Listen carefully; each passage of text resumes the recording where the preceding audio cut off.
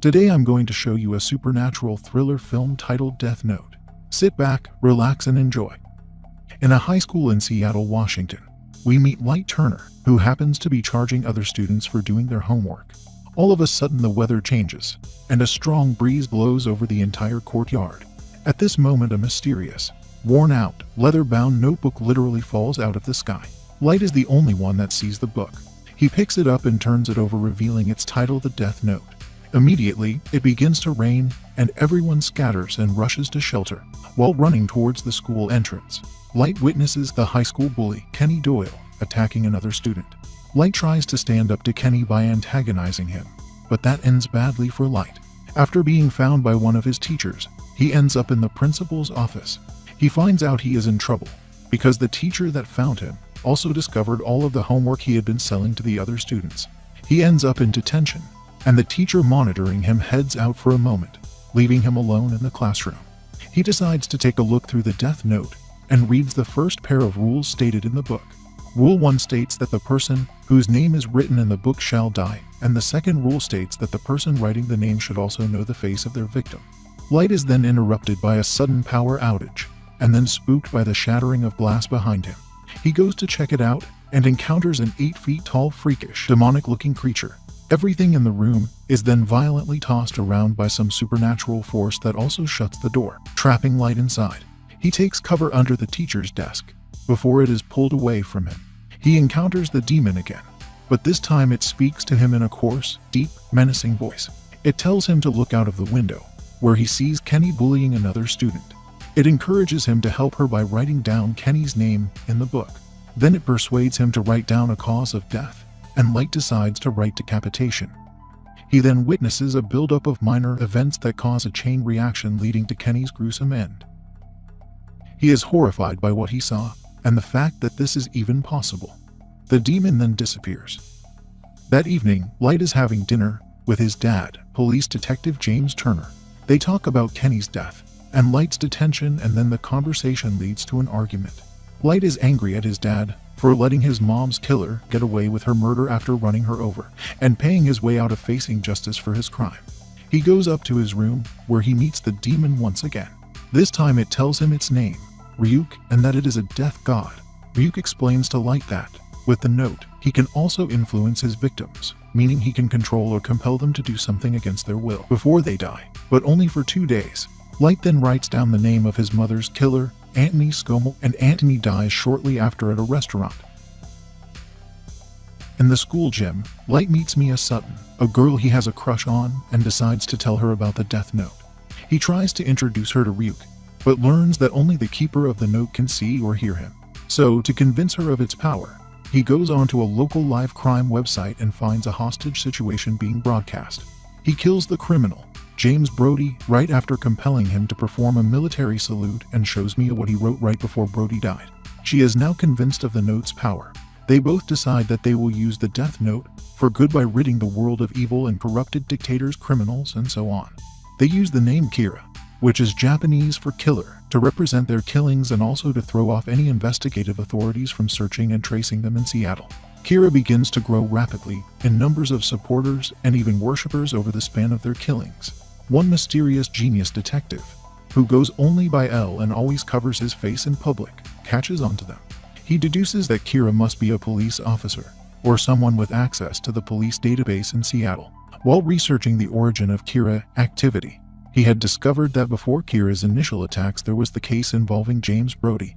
Although he had acted strange, Brody had no history of mental health problems or alcohol and drugs in his system. The live crime footage was also broadcast only in Seattle. L lists Light as a suspect since he also has access to the police database, as his dad is a police detective. L enlists the help of James and a team of FBI agents to find Kira. L theorizes that Kira can only kill his victims if he knows their names and what they look like. So, to test this theory, he addresses Kira over television broadcast, antagonizing and threatening Kira to kill him. Later that evening, Light tries to get some information about L from his dad, but finds out that L is just as much a mystery to him as everyone else. The only thing he learns from him is the name of L's right-hand man, Watari. The FBI agents assigned to the Kira task force then kill themselves the next day. This is the first incident of Kira killing innocent people, or attacking the authorities, but Light is not responsible for their deaths and he blames Ryuk. He confronts Ryuk and threatens to write his name in the note if he does it again, but Ryuk warns him that others have tried to write his name before and only got as far as 2 letters. Light's dad, now furious at Kira for killing the FBI agents, addresses Kira on live television and threatens Kira to kill him too. After nothing happens to James, L is convinced without a doubt that Light is Kira.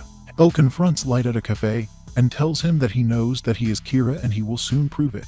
He also reveals his face to Light during their heated conversation. Light rushes home and decides to compel Watari, L's right-hand man, to give him all of the information he has about L's identity for the next 2 days. After he learns L's real name, he intends to burn the page with Watari's name, saving him from death according to the rules of the note. But only one name can be removed. Watari calls Light and tells him that he doesn't know L's real name as his identity is classified information, but he does know where to find the records that contain it, in a secret abandoned facility in Montague, New York. Watari makes his way there. L discovers Watari has left, and since it is uncharacteristic of him to do so, he believes that Light is behind his sudden disappearance. Now enraged, he comes to Light's home with a warrant and the police forced to search for anything that may incriminate Light, but they find nothing. The next day, Light finds out from Mia that she took the note and left before the police could find it. That night, the homecoming dance is taking place. Light and Mia attend. L figures out that Light must have controlled Watari to find his identity records, so he contacts the New York field office in an attempt to stop Watari. A security team is dispatched to find and stop him at any means. Light slips away from the homecoming dance by fooling the FBI agents who are monitoring him. He retrieves the note and contacts Watari, who is now very close to finding out L's real name. He attempts to find the page with Watari's name so that he can burn it, but realizes that Mia had ripped out the page. Watari then finds L's identity records, but just as he is about to tell Light L's real name, he is killed by the security team. Light returns to the dance and confronts Mia. She tells him the truth, that she not only took the page but she also killed the FBI agents by stealing another page from the note and slipping it into her calculus book before writing down their names on it. She reveals that she has also written Light's name in the note, and if he doesn't pass it over to her as its new keeper, he will die at midnight. If he does, she will burn his page and save him.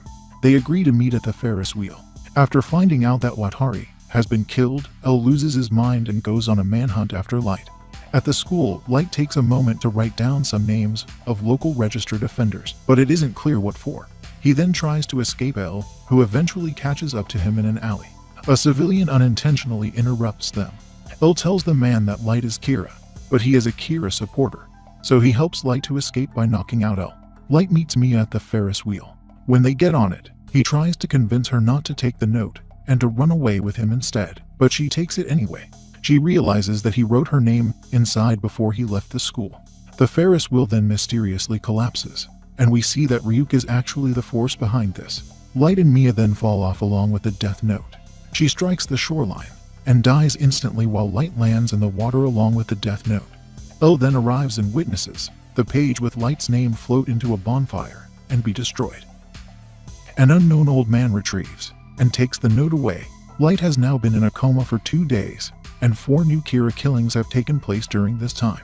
Because of this, the police rule out Light as a suspect, but L still believes that Light is somehow responsible. L is forced off the case due to misconduct and recklessness. He boards a flight heading back to Japan. The old man then brings the death note back to Light at the hospital. L then remembers that in the alley, Light had mentioned something about a calculus book, and since Mia was the only one of the pair that studied calculus, he decides to abandon his flight and break into her home in search of the book. Light's dad comes to see him and tells him that he figured out that Light really is Kira. He found the article about Anthony Scommel in Light's room and realized that James Brody wasn't Kira's first victim, it was him. Light then reveals to his dad how he survived. In the note, he had written Mia's name, but that she would only die if she accepted the note, which is why he tried to convince her otherwise. Her cause of death would be falling off the Ferris wheel after it collapses. She would also try to grab the note, but instead only managed to grab the page with his name, ripping it out before it is ultimately consumed by fire. We find out that when Light was writing down names of random offenders back in school, it was all part of his plan. He had controlled one of them, a doctor named Norman Ludlam, to be present at the pier to save his life, put him in a coma, and take him to the hospital after the fall before finally killing himself. Another offender, Aaron Peltz, would also be present at the pier to retrieve the note and continue Kira's killings for the next 2 days before returning the note to Light and killing himself thereafter. This is how Light managed to survive, get rid of his toxic girlfriend, and remove himself from the suspect list. Genius. At Mia's house, Elle finds the calculus book, and inside is the page with the names of the FBI agents. He sees that the cause of their deaths is also written down, and from this Elle deduces how the note works, and he is about to write down a name, supposedly Light's name. The movie ends with Ryuk menacingly telling Light that humans are so interesting. Thanks for watching. Subscribe for more videos like this.